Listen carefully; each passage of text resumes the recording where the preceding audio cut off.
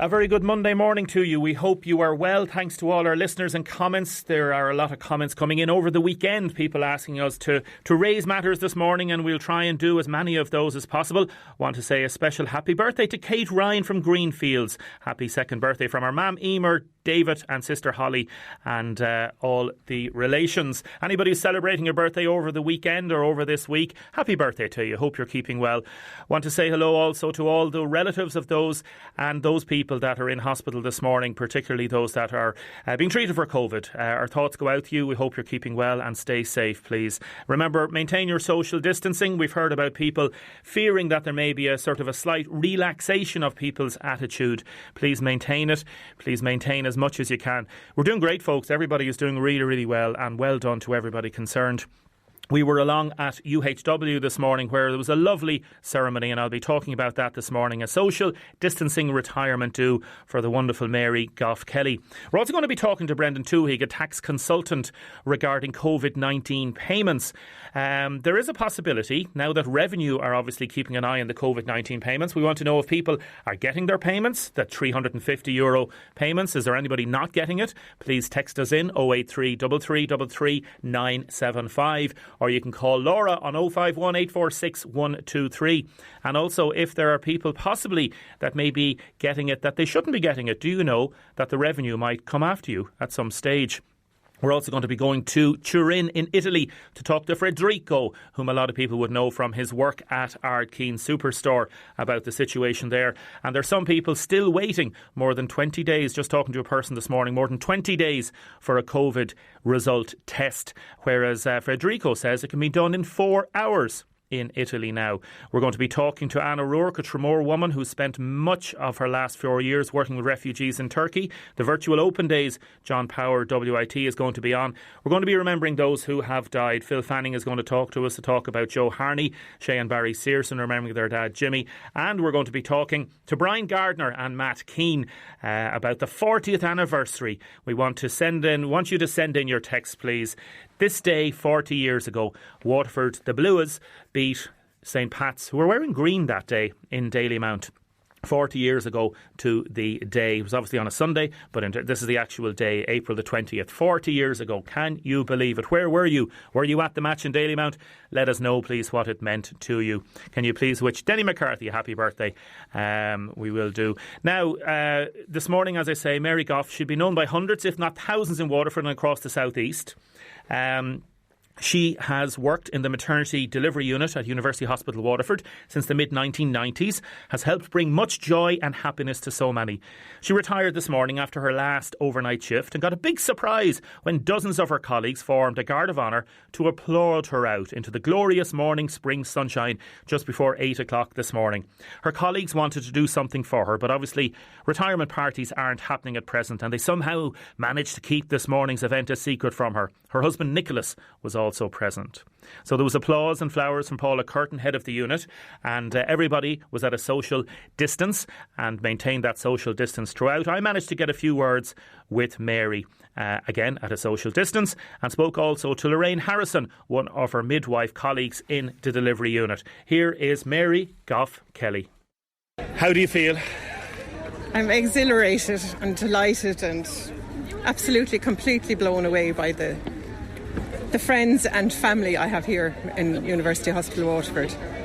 They just pulled out all the stops in very difficult times, and I'm so lucky to have them all as friends and colleagues.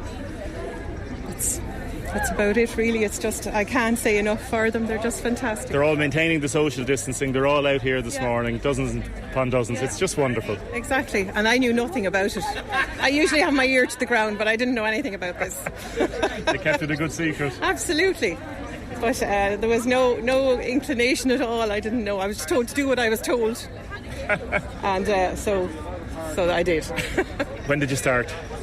I started here I'm 41 years a midwife, but I started here in Waterford in 1995, and I work part-time most of the time, and so it's been lovely. I just always have loved midwifery, maternity, mothers, babies. Love it. Couldn't get enough of it. Magical memories. Absolutely, yeah. And now I'm meeting people who are having babies that I delivered the mothers. So it's just wonderful.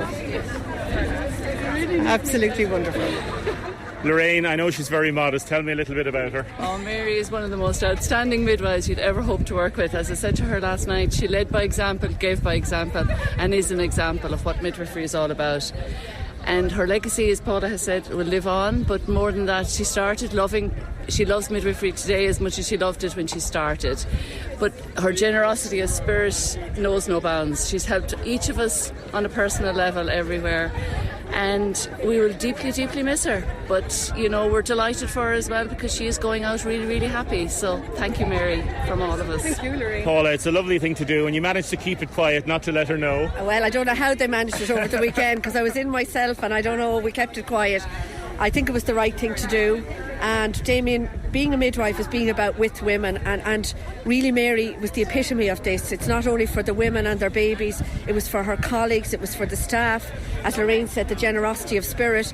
She was a great example, a great role model for midwifery, and I'm really hoping the midwives coming up behind her have learned well from her. We all learned well from her, and she was very good to me as a manager and very good to us all, so we just really can only wish her the best. She deserved this and a lot more, but we can't give her a hug today. But anyway, it's goodbye in the time of social distancing, but sure, I'm sure we'll meet again over the summer.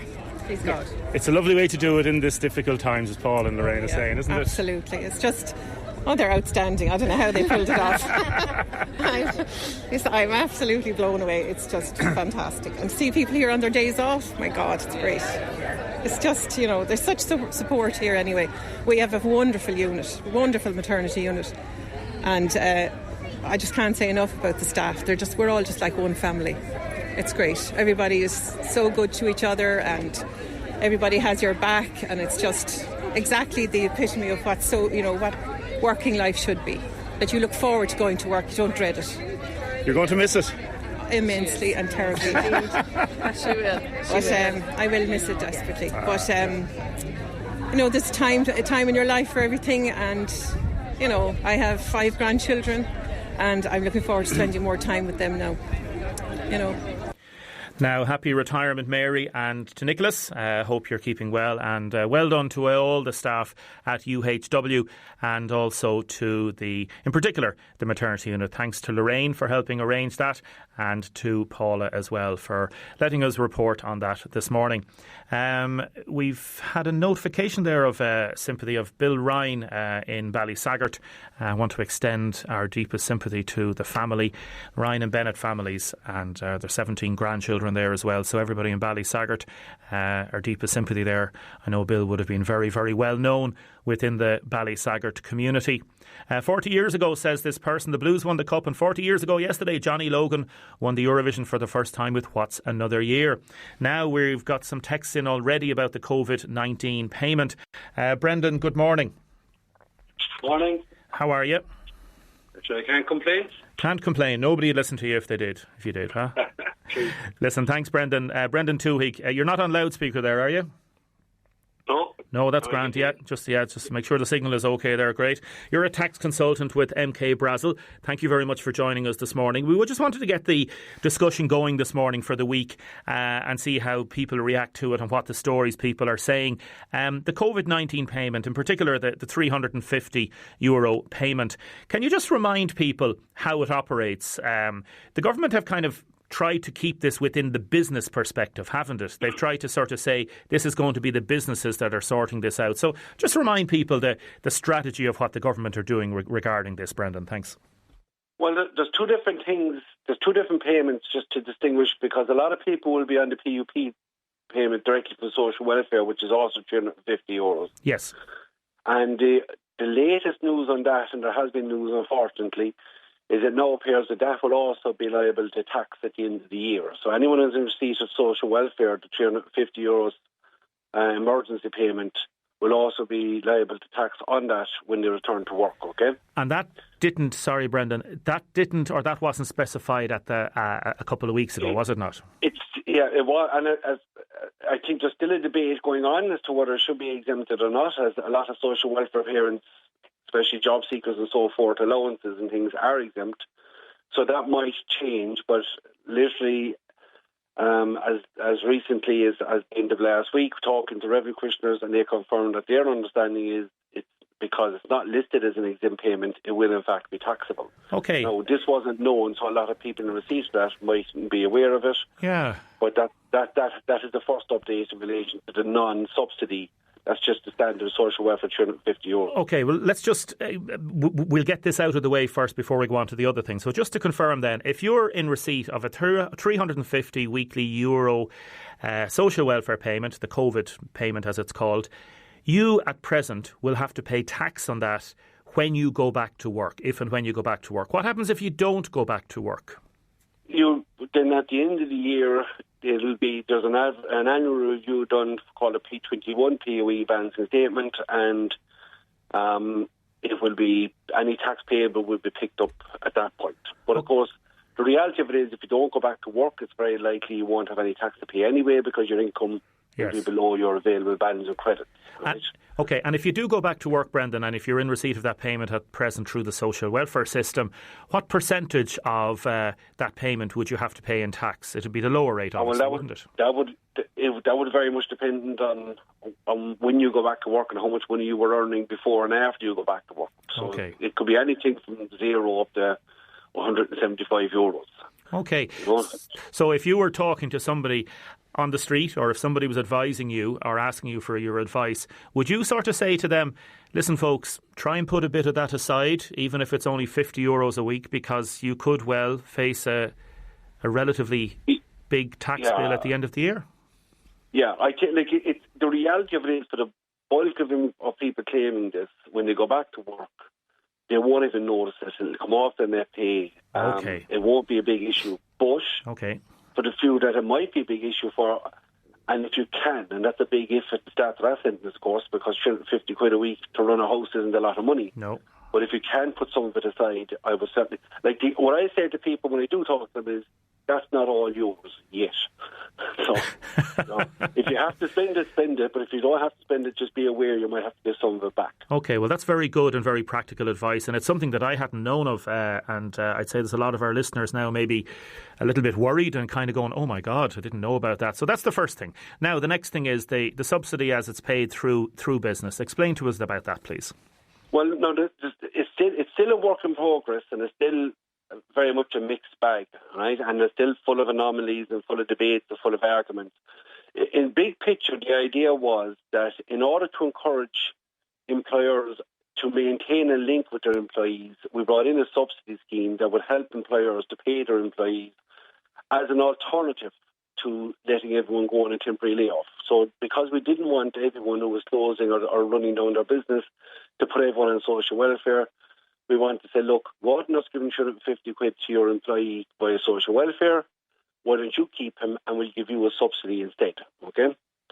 So big picture, that was the idea. But of course, on paper, it's a lot easier to say that it is in practice, because in practice, no two businesses are the same. Some businesses are open 1 day a week, some 4 days a week, some aren't open at all, etc. So it's very complicated in real life. And to be fair, if you gave 5 years to people to come up with a scheme that could apply to every type of business out there, you would still struggle. And to expect people to come up with a scheme in 5 days, which is what they had to do effectively, it was always going to be a square peg into a round hole. So do you think, Brendan, this, the way the government works, I've covered budgets as well in detail over the years. The government basically said, right lads, let's give a catch-all approach, let's throw the blanket out on this and let's just deal with the consequences afterwards. This seemed to be their attitude, I suppose. It is. Well, as is so often the case, PR got ahead of everything else, and they wanted to be seen to doing something and then weren't overly concerned about what they were doing made sense or didn't make sense. And I have a bit of sympathy for the accountants and the revenue commissioners, because we're the people who have to make these things work.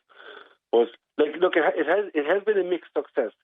As of last week, there was 43,000 employers having applied for it, which meant there was over 250,000 employees in some form of subsidy scheme. And so it's certainly been a welcome development. It certainly has helped a lot of businesses. The frustration is that a lot of the anomalies don't need to be anomalies. They could be clarified. and hopefully over the next couple of weeks, because every week there's an update on it. But look, rather than complain about it, because we're doing enough of that all day long to our friends inside the government, we have to focus on the positive. The positive here is if you have a business and you're running and you're trying to keep your staff paid, either because they're working part-time, full-time, or not at all, the scheme is there. You should take advantage of it. You shouldn't worry too much about the complexities. You shouldn't worry too much about the arguments about it, because at the end of the day, you're getting cash now. Right? And that get the cash, get the scheme, get it into your bank account, and at the end of the year, if you have to get some of it back, c'est la vie, right? But it's better to have it when you need it and worry about it afterwards. So a lot of people are frustrated by the scheme, but at the end of the day, someone out there is giving you cash. So you have to take advantage of that. Are there any employers out there, I wonder, that are signing off on payments for their employees, temporary or full-time, where they may not be 100% honest? In other words, is there a possibility, Brendan, that there's employees out there that are getting payments that they may not be entitled to? Oh, I would guarantee. Well, yeah, but not because people are dishonest, but because they're genuinely confused. Okay. Right.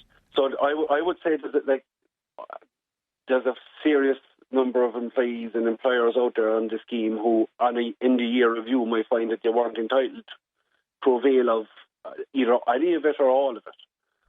Yeah. That's right, because it's complicated. And I know. Ambiguity about it. The official figures last week showed almost 1 million of the labour force of 2.3 million are claiming some sort of unemployment or COVID-19 payment. How are revenue going to follow up on this? For example, the texts are coming in already about this, Brendan. I know somebody, says this person, who was only working a few hours on a Saturday receiving 60 to 70 euros, and now he's getting 350 euros a week. This is unfair and should not be based on people's weekly pay. Another texter saying that some small builders and contractors have signed up for special payments for the self-employed and they're continuing to work. They're bleeding the country, they're diminishing the funds, and this is not right. Well, I don't know if it's not right, right? Because you could have been working 8, 9, 10 hours a day for 6, 7 days a week. Right? And now, because of this, you're back to working half those hours. So your income has fallen significantly. Now, why wouldn't you get your 50 quid subsidy when your income's down 600 or 700 euros? Of course. Right? Just because someone's working doesn't mean they're not suffering seriously. And you must remember, the problem with using a square peg in a round hole is a lot of people who should get something done, but also a lot of people who shouldn't get something done. That's the nature of it. But on the other side of that, if the worst thing that happens here is people who were on part-time work getting 120, 130 quid a week are suddenly getting 350, well, what are they doing with that money? They're still spending it. The whole purpose of this was to keep cash in the economy. So all these people who are frustrated because some of their neighbours or friends are getting more money than they had been previously, that's fine. But they're taking that money, they're going out to the supermarkets and buying stuff. You know what I mean? They're going out to the fast food places and getting takeaways. That's the money that's flooding into the economy now, that's keeping everyone working. That was entirely on purpose. We wanted to put as much money as we could in the hands of people who would spend it as opposed to hoard it. And that's borrowed. But there's a bigger picture here. There is, and that's borrowed money. The government is borrowing already. We're talking. Again, I'm not siding one side of the argument on it, Brendan. I'm just putting the point out there that we're looking at possibly 30 billion euros worth of borrowings in the next 18 months. So there is. But remember, as I said, a lot of the 350 that's going out now will come back in taxes at the end of the year, right? And a lot of it, as it's being spent, is coming back in taxes as well. If the total cost of this won't be known until we So I give a very simple example. If steak is meat for 50 tomorrow, and I go down and I buy petrol or I buy shops or whatever, 250 of that might end up back in the coffers of the state through my spending between VAT and taxes.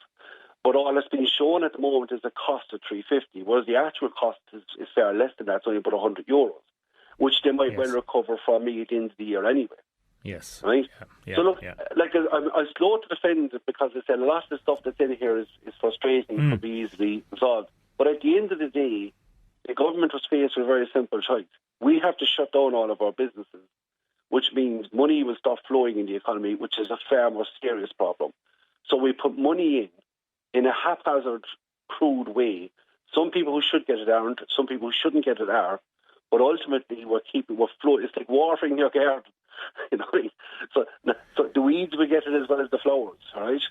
But I know. Without any water, you have neither, And finally, a person just texted back in about people that are working and receiving the COVID-19 payment. Like that's potentially fraud, isn't it? But again, right, there is So you're saying the COVID-19 payment is topping up what they're getting? Yes.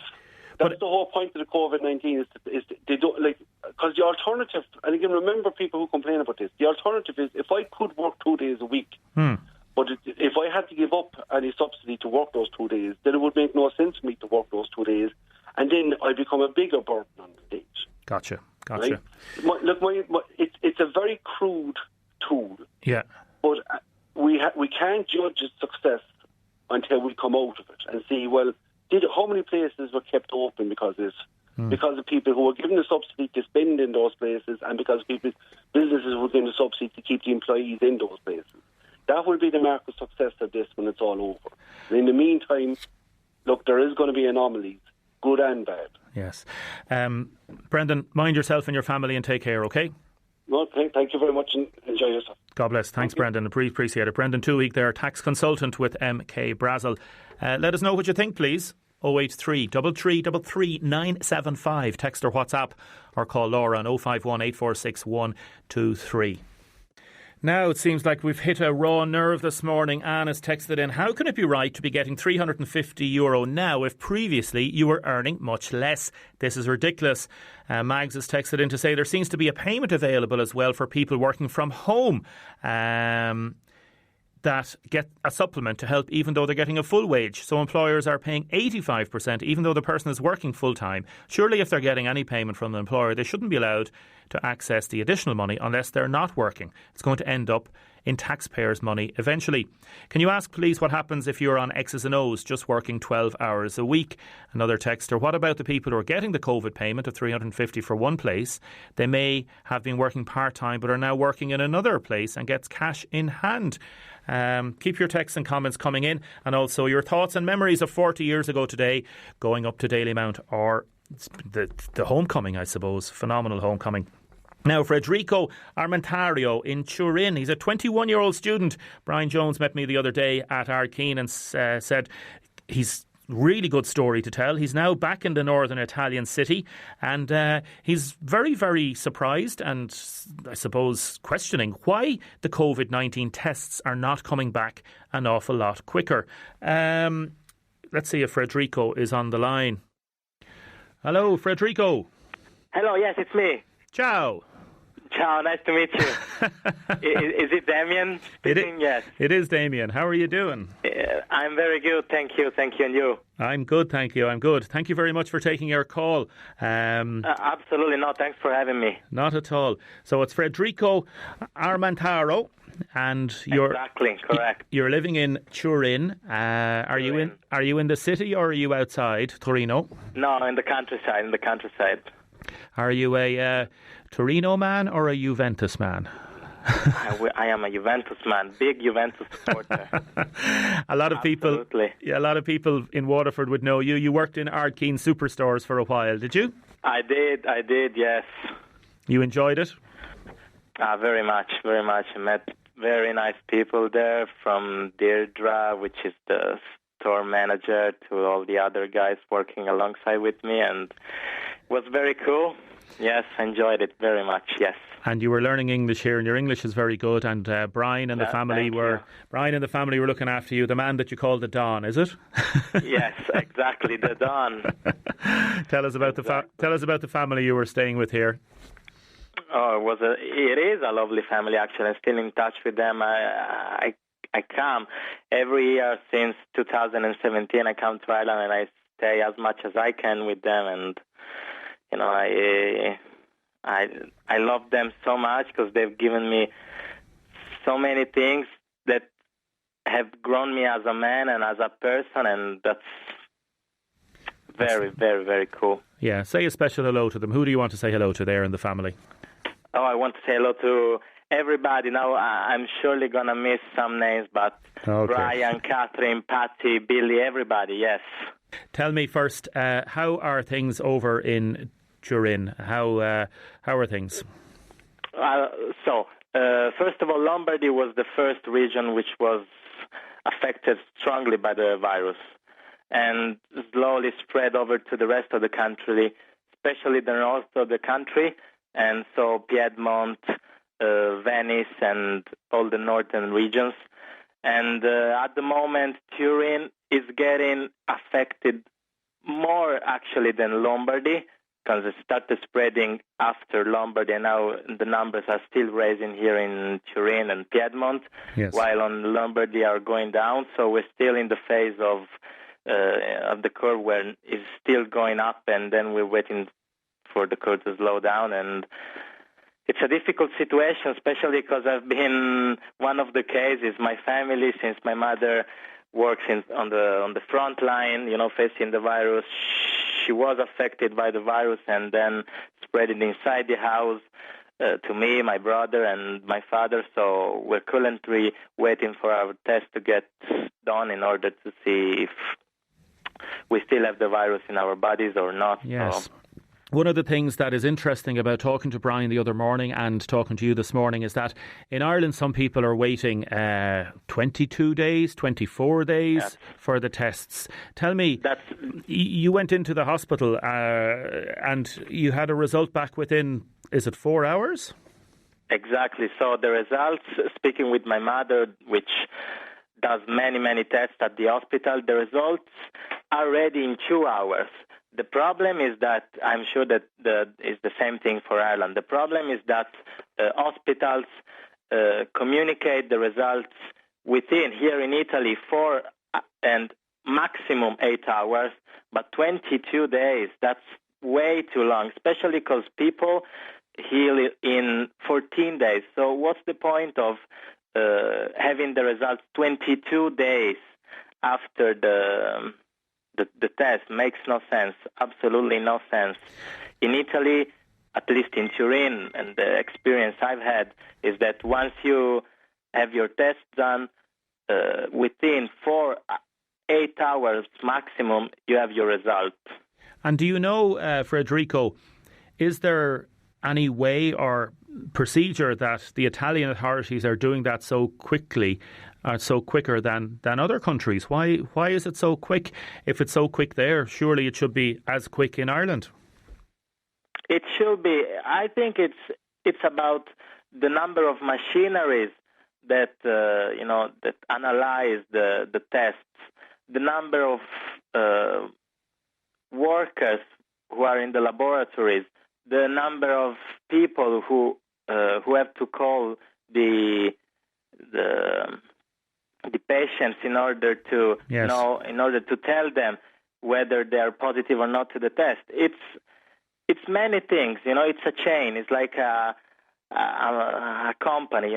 There's one department, there's the other department. If one department doesn't work good, then the whole chain stops.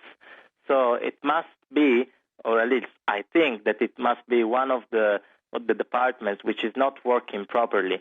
So that's the cause of the lateness to me. And you're feeling okay now?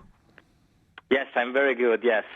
As I said, and I'm waiting for my first test, because once the 14 days pass, you have to have 2 tests. If you're negative to the first one, then you have to have another test, and if the second one is negative as well, then you're considered as negative to the virus, and you can go outside. In Italy, we just can go outside to the supermarket or to the pharmacy, nothing else, until the 3rd of May. How will things come back in Italy, do you think, now after this horrendous time? Psychologists are talking about the other factor, the human factor, because once the emergency, let's say the coronavirus emergency will be finished, let's say so, and once we have a vaccine and everything will be all right, there will be the mental aspect to care about, because people, especially in Italy, are starting not to trust in each other, not to trust in the places they go to.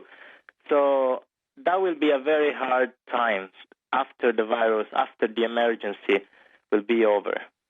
Yes, I think you are right.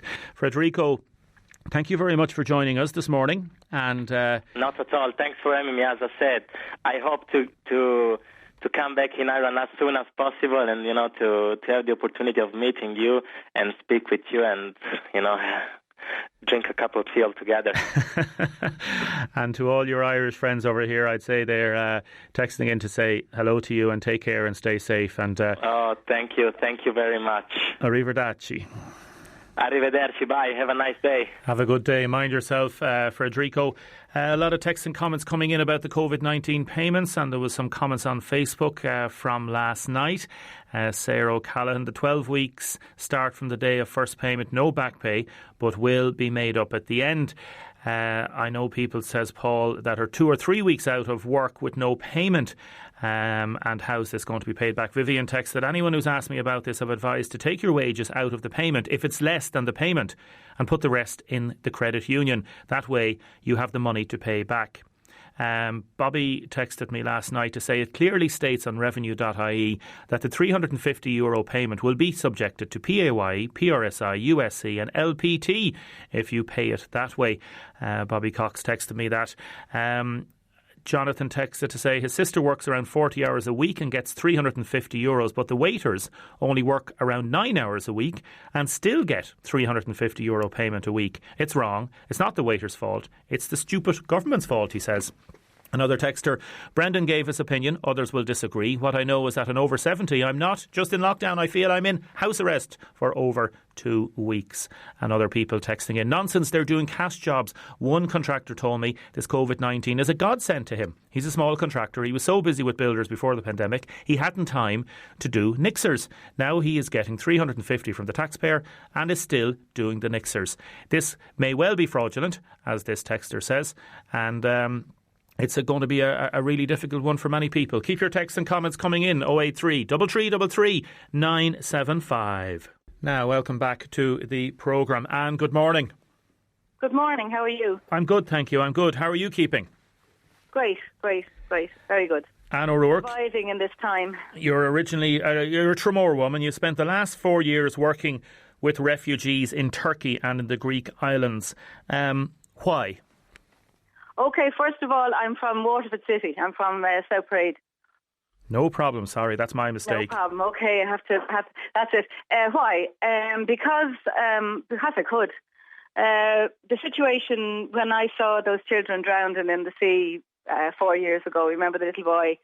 And yes, I had finished basically my work life, and I thought, okay, I'll retire and do nothing. And then that lasted a few weeks, and then I saw these children, and I thought, okay, I can do something. So I kind of upped and decided I'd go to the Greek islands to see could I help.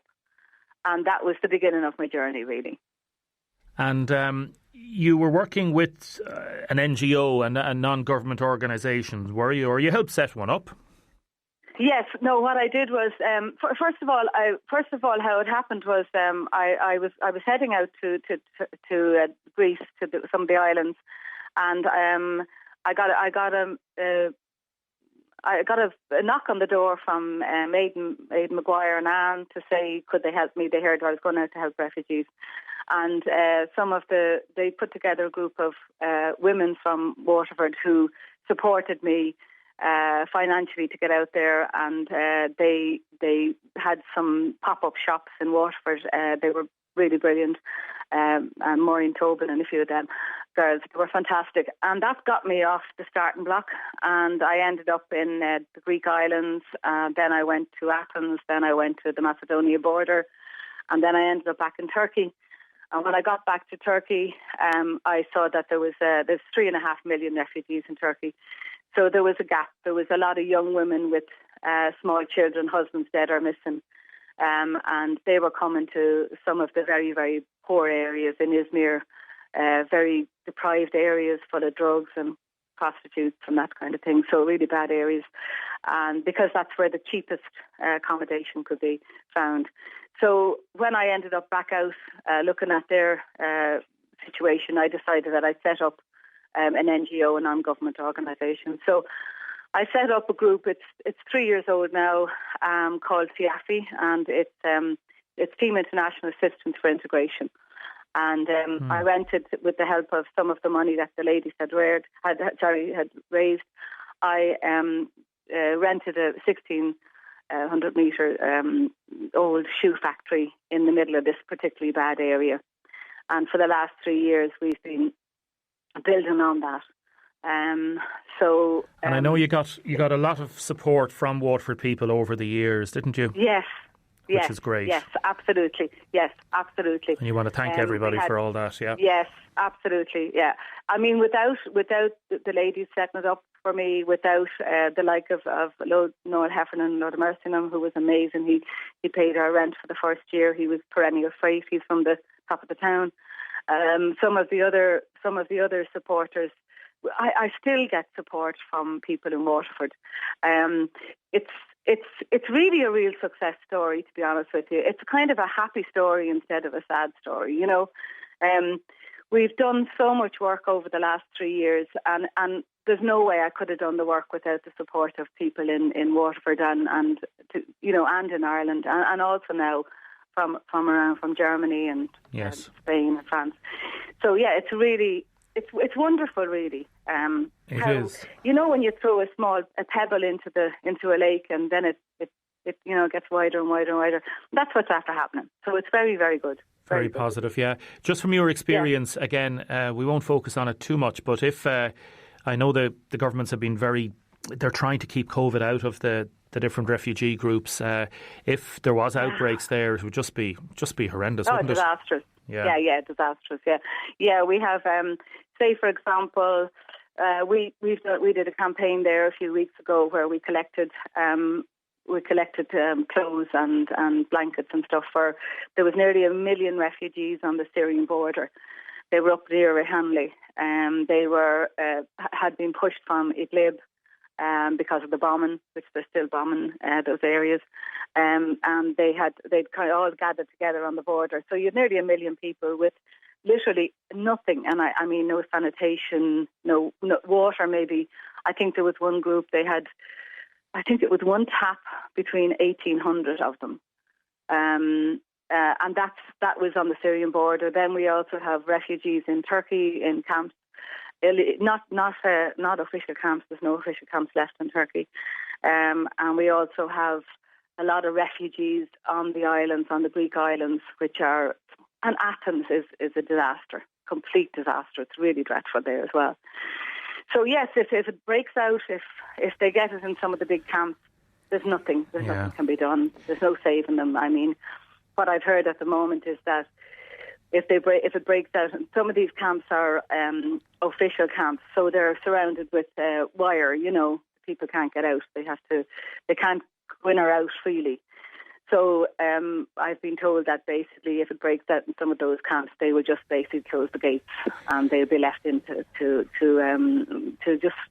their fate, I suppose. Gosh. And we're getting some lovely texts in from people that say you've done marvellous work over the years, and well done. And thank you so much for joining us this morning. And as you say, you're just so grateful to everybody that supported you over the years. Absolutely. And just in this time when there's so much negativity, I just really want to say that we have helped, you know, with the support I've got, we have helped so many people. Last month alone, SIAFI helped 4,102 people, some with, with hospital visits, some with information. We feed 170 people a day in SIAFI every 5 days a week. And we also have a section where we support disabled children. We have a lot of disabled children that have no support in Turkey because there's no system in place. So we have children with, bomb injuries, with they need prosthetic limbs. Yes. We have a lot of that. So we have supported, a lot of kids, and some of them are like going to school, speaking Turkish. So it's a really positive. It's a really positive story that together we can make a difference. Yes, we can. Anne O'Rourke, listen, thank you so much. Mind yourself, okay? Thank you. Bye-bye. Thanks very much. Anne O'Rourke there from South Parade. Stay with us. Keep your texts and comments coming in. Now, keep your texts and comments coming in. I'm going to go straight to John Power, though. Good morning, John. Good morning, Jamie. How are you doing? John, thanks for joining us. WIT, Waterford Institute of Technology. You're running a week of virtual open days. Tell me about this, please. We are. We kick off this afternoon at 2 o'clock and we have virtual open days running all this week. So Monday is dedicated to business, Tuesday to engineering, Wednesday health sciences, Thursday humanities, and on Friday we deal with science and computing. And then we have a special mature student virtual open day that takes place on Wednesday at 10 a.m. So these virtual open days are a way for prospective students and their parents to get involved and to chat live with lecturers and support staff from across the Institute. You'll also get the chance to virtually tour the campus so you can see what it's like and what the facilities that we have on campus for our students are like as well. And you'll also get to read some stories from our students. There's some really handy download guides there to help students choose the right course for them. And we even have some handy little tools and techniques as well for parents to get their head around the CAO process as well. OK, just make sure you're in a good area there, John. The line isn't brilliant, but it's not too bad. Last year, over 1,600 of the 5,000 plus higher education going students in the region went to WIT. That's 30%. And obviously the difficulties that students are having this year. So this is an important day for a lot of parents as well and students to go online. Is it literally just go into wit.ie? How do they access this, John? Yeah. So the link to it is wit.ie/virtual open day. It's a separate virtual hub that we have for these events. And it's really easy to navigate. There's no need to register, and all the details are up there for the students and for parents as well. So this effectively is a substitute for everybody going to the Carriganore campus, going in, talking to people face to face. This is a way of doing it. And will people be able to talk to others through Zoom, or is it going to be literally just getting as much information as possible? How does it work? Basically, we have a live chat facility, so they'll be able to talk with lecturers, support staff, representatives from our clubs and societies and student groups as well. But what's really nice about the virtual open days is that students get the chance to see the questions and answers that other students would pose as well. So if you're that shy student that would traditionally go to an open day and of people, you can sit back and actually watch the conversations and what people are asking as well. So it's a really nice way to remotely be able to talk with the right people in a nice kind of friendly environment as well. No, it sounds great. It's a really, really good idea, John. And it runs all week, as you say. So it's starting this morning until Friday, yeah? Exactly. So all the details are up there. And as I said, we kick off today at 2 o'clock with the School of Business Virtual Open Day. Super. Listen, John, hope it goes well for you, and if you need us to give it another plug later in the week, please get in touch. So it's wit.ie. John Power, thanks very much. Thank you. Thanks, John. Good to talk to you. John Power there of Waterford Institute of Technology. So any parents or students are interested in that, just go online, wit.ie, and it's type in virtual open day once you get into the system there, and you'll be able to access that. Now, Martina has texted our WhatsApp number 083 3333 975. Damien, I keep the extra money I get, so if I have to pay money back, then I will have money to pay it. That's in relation to the COVID payment. Good morning. Can you please say a big happy birthday to Deise McGrath, who's cocooning in Pinewood Avenue in Hillview today. We can't wait for a big party granddad. Lots of love from your grandchildren. In relation to the COVID payment, says this person, why doesn't everyone mind their own business and concentrate on their own situation instead of begrudging everyone else a payment? We need to keep everyone spending to keep the economy going. Thank you very much. Another texter, John, it's typical. People should just get on with their own lives and not worry about who got what and who didn't. It's like the town of squinting windows here. People will have to pay their taxes out of it at the end of the year. There are bigger fish to fry trying to stop the virus. It's life or death for a lot of people every day, as we see every evening when the figures are released. So please, just cop on and stick together. We are better than all this division within our community. That is in from John. Another texter, my daughter's friend that are 18 years old worked Saturdays only for 4 hours. They're now getting, excuse me, the €350 payment. It's madness. So we're getting, I'd say, 50% of people saying everybody should mind their own business, and others are saying there is difficulty. How will clothes that are bought with COVID-19 payment, if you have to return them before 28 days? I work part-time, says this texter, in the hospital. I can't go to work because I'm 70 and I have to cocoon, but I can't get the COVID payments because I have the state pension. So I'm down over €100 a week. Why can't people who only work 9 hours get €350 a week, says this texter. And another person, again, giving out, Damien, as if people haven't enough to worry about at present with this coronavirus. Listen to the government talking about austerity down the road and the taxman coming looking back for money that the poor people might have spent. This is some joke.